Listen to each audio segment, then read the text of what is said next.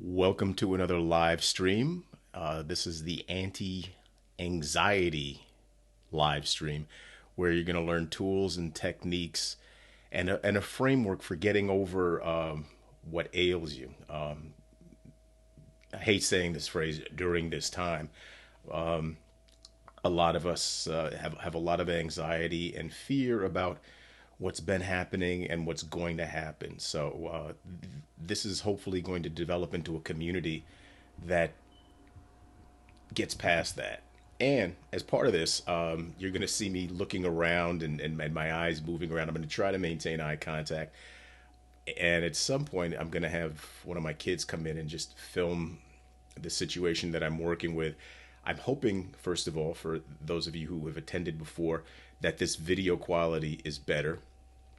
One of my biggest fears is that I'm talking and that the sound is not getting recorded. I haven't figured out a way to monitor that yet, but I will. I am on a new platform today from the past two, and so I'd love your feedback as to whether that is working. So I also want to say too, because I understand most of the people who are watching this are not watching this live. But first of all, I want to shout out to the people who actually are taking the time to do this live. It's a beautiful day, and I intend to take my promenade, my walk at some point soon after this, and hopefully you're out too. But I also want to say hey to all these people who are going to be watching this, hopefully, during the recording. And as always, some of you have given me incredible feedback, and I'm going to try to adjust some of these broadcasts to that feedback, and we're going to keep going. So one of the things that I struggle with is I've got ADHD, and so I just want to provide you all with as much information, as many tools as possible, with the disclaimer that I am not a mental health professional. But I think as I said, I've had the training that has given me the tools and certifications, and I've done the research to help you live a better life.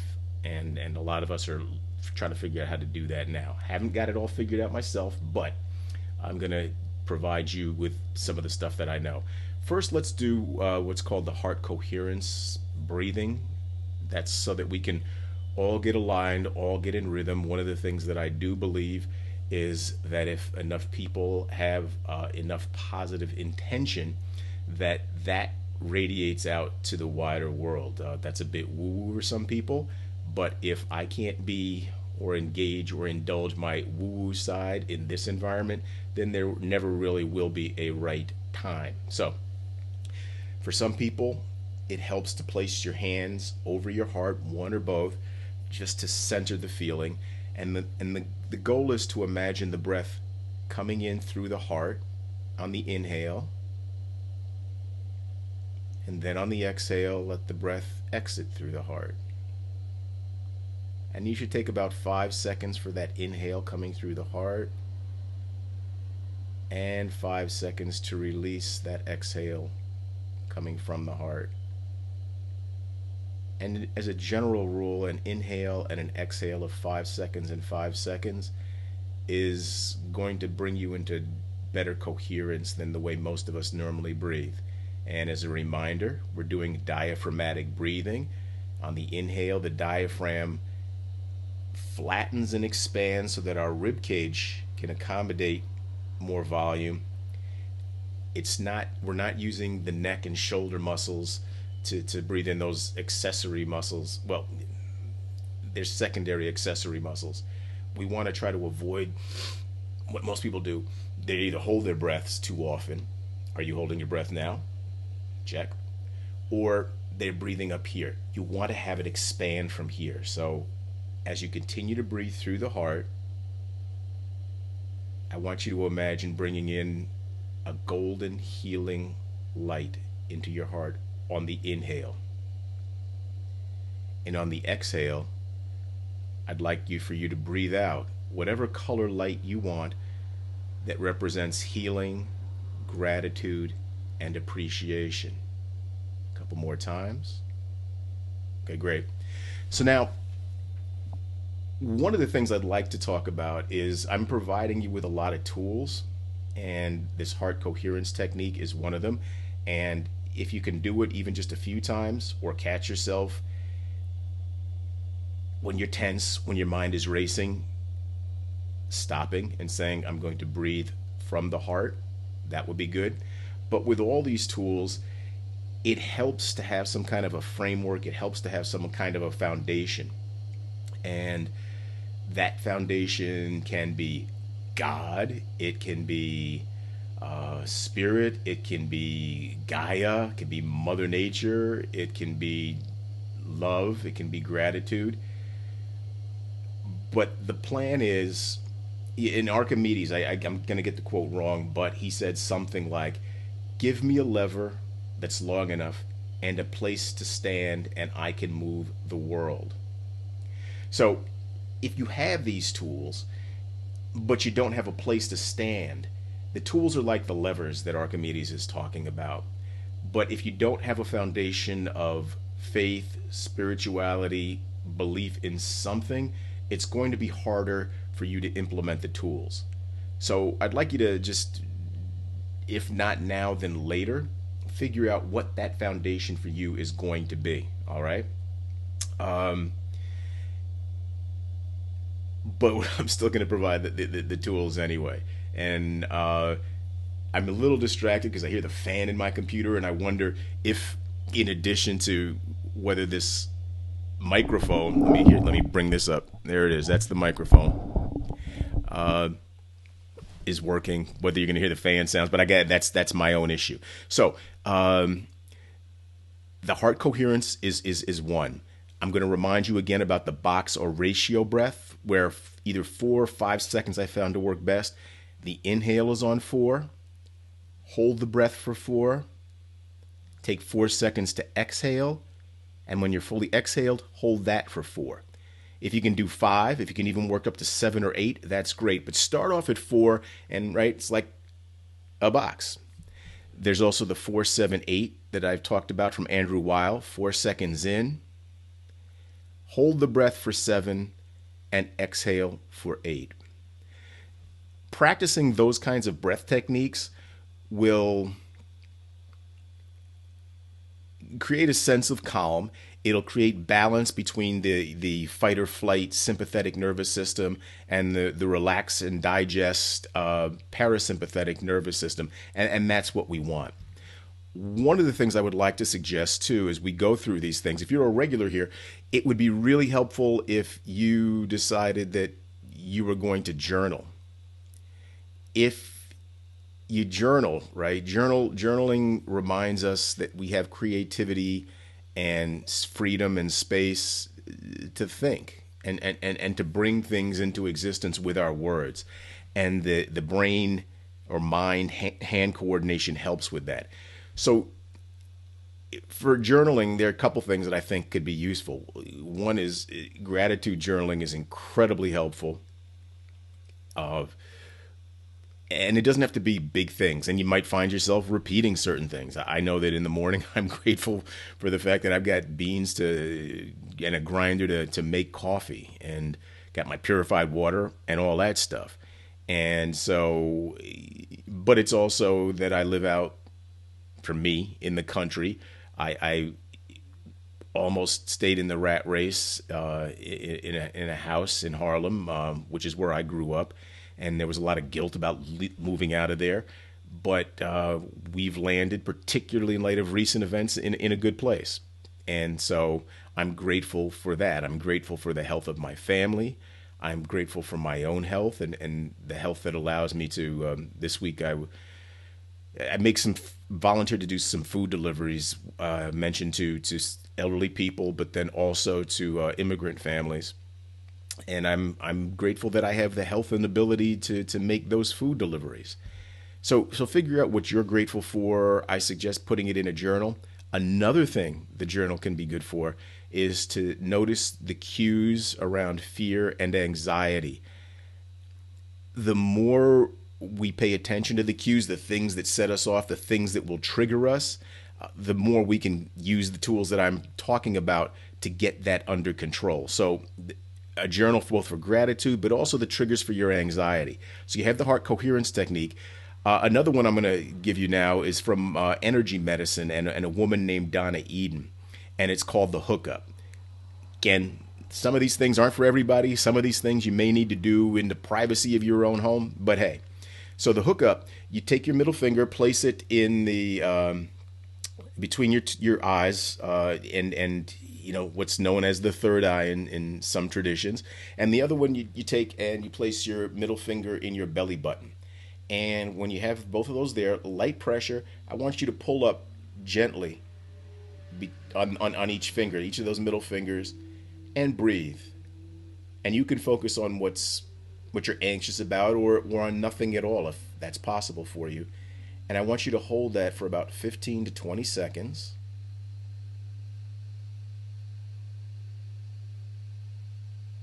And you may notice that there's a sigh that wants to release, and if that happens, let that go. You may find your breathing deepening. Let it. Okay? So that's called the hookup. Wow, you know what? I've got my starting soon thing here. See, this is how you know it's I'm doing it live and unedited. Another energy medicine technique is something called the crown pull. So with this one, you take your fingers and you place your index fingers at your I was going to say hairline for those of you who have one, and gently pull apart. Thumbs at your temples, and bring your fingers to your thumbs. Bring it a little bit down, further down, there, and then you bring it up to the top of your head. Again, thumbs at your temples. Bring your fingers down and move back on your head all the way till you get to the back. And then your thumbs go to the occipital bones, the bony parts at the back of your neck. And then you spread, like you're spreading your skull apart. And most of us are probably not strong enough to hurt ourselves doing it, but okay. That is called the crown pull. So there's another technique. So we've got the heart coherence, we've got the ratio or box breathing, or if you like the Andrew Weil breathing 4-7-8. You have that crown pull, and let's see. Oh, here's another one. This is what is it called? It's called the metaphoric two-step. So when a feeling kind of overtakes you, anger, sadness, grief, anxiety, whatever, however you want to describe it, again, ideally, you'll note it in a journal or note it somewhere. The metaphor, what is that feeling like? Where is it located? And what is it like? So it could be like a heavy stone sitting in your stomach. And as an example, that's what it's like. But being able to identify it is the first step. Then ask yourself, what do I need to do to get rid of, in this case, that heavy stone? And it may be a jackhammer, it may be a chisel and a hammer, it may be just some kind of natural wearing away of the stone. And then once that happens, notice how you feel. And as always, when you access the feeling, the fear, the anxiety, give it a number on the subjective unit of distress scale. Remember, 1 is not a big deal, 10 is it's overwhelming. And note where it starts, and then note after you do the technique where it ends, right? So that's the metaphoric two-step technique. So we've got the heart coherence, we've got the different breathing techniques, we've got the hookup, we've got the crown pull, and now you have the metaphoric two-step, okay? And I'm going to look over to my notes because there's a bunch of stuff that I have. One of the things that for me I like to do is read, I guess, what's termed dystopian fiction, because then I'm thinking to myself, wow, it could always be worse. And one of my favorite authors is Octavia Butler. And so the books there are Parable of the Sower and Parable of the Talents. An interesting thing was it's almost as if Octavia Butler, a black woman, was a prepper. And yeah, so for me reading those books is like, wow, it could always be worse. And having a prepper mentality, and so for some of us, it's a little too late to get the things that we need. But there will come a time where you, in fact, will be able to get the things you need to do to be prepared. And preparation goes a long way to, thank you for whoever gave me the heart, by the way. Um, Preparation goes a long way to relieving anxiety. And if you'd like, send me a note, email me at hans@hanshageman.com, through Facebook or whatever, and I'll make some recommendations on preparations. And so it's not a question of you, you, there will be the next something, right? That's just the world we're living in. There will be the next something, and we can either freeze and stay and in fear, or we can prepare and, like the Stoic philosophers always told us to do, work with what we have, do what's within our control. I know people who will sit there and watch news, and I don't care what part of the political spectrum you're on, but it provides very little use. What the news is meant to do is to sell advertising. That's what they do. And I get my sources about coronavirus and pandemics and satellites. And did you see the story about the UFOs that with they're been declassified? I guess with the pandemic going on, they can now tell us that there are extraterrestrials floating around out there. But whatever it is, right? We can always be better prepared than we are, and I will provide stuff to you if that's what you're looking for. Something that's interesting. So the other thing that we did last time was remaining present. The more we can remain present, the better off we'll be. And one way to remain present and in the here and now is this thing that I called a 3-2-1. If you have time, you can make it a 5-4-3-2-1. But for most of us, 3-2-1 is going to work. And the 3-2-1 is, think of three things you see, and do that with me right now. So for me, I'm looking at the camera, I'm looking at the computer, I've got the microphone in my peripheral vision, some trees out my window. I guess I went to 4, but so 3-2-1. Then three things you see, three things you hear. For me, it's sounds downstairs, it's my fan on my computer, it's the wind blowing outside my window rather.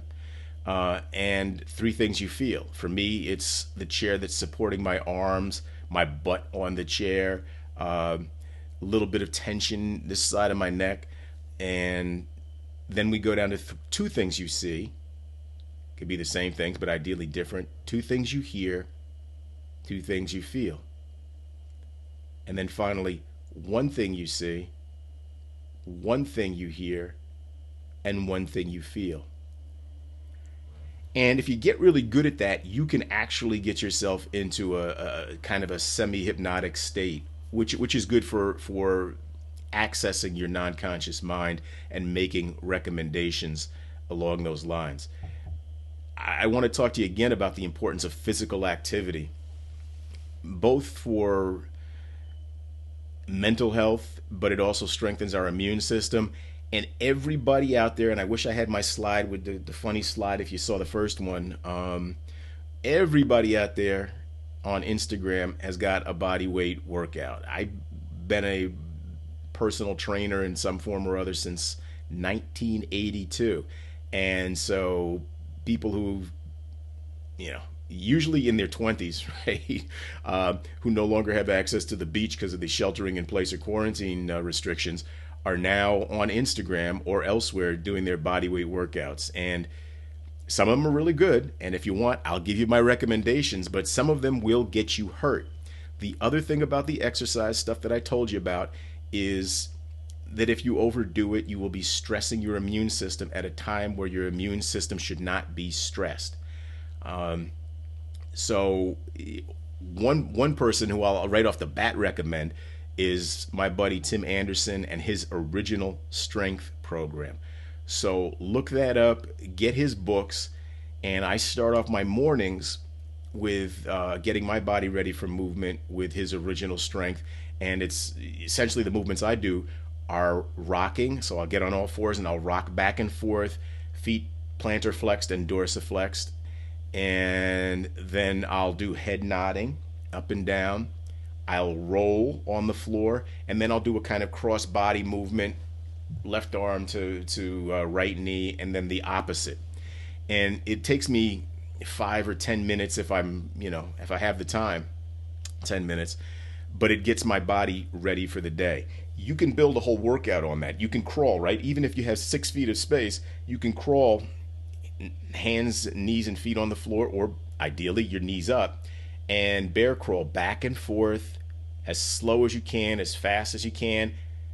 If you bear crawl backwards, most of us are going to find that very challenging. But Tim Anderson and the original strength program is one course I recommend. If you're into yoga, that's great too. Let me see if I can pull up, because again, some of this is challenging. I have a list of where is it? A list of resources, and I'm having a hard time finding them right now. But one was a wow. Okay, it was a list of different books that I wanted you to read. And as I said, this is a new platform, so I'm still trying to figure it out. I'm hoping the video quality makes up for things like me not being able to find the list. But there are a range of things that I'm drawing these broadcasts from. And let me see. Oh, another form of movement, and it's one I've worked with kids who have had sensory processing issues. And again, I am not a clinician. However, I have done a lot of research, a lot of reading, for a variety of reasons. Something called the infinity walk. So either imagine, or if you can, draw a figure eight, outside, inside, whatever, and walk along that figure eight in both directions. That has a calming effect. It also helps the brain to balance, right? So it's called an infinity walk, figure eight walk. Try that again for movement. Oh, I got to remind you, right, of the tapping procedure, another tool. But we agreed also, though, that in addition to the tools, we're going to have a foundation, right? There's going to be a base. And so, but I'm going to give you another tool, right? It's EFT tapping. There are other words for it, but the one I use is, think of something that's bothering you, and then you're tapping on top of your head, or what some people would call as the crown chakra. And as you think of the thing that's bothering you, confusing you, putting you in fear, you're thinking to yourself, let it go.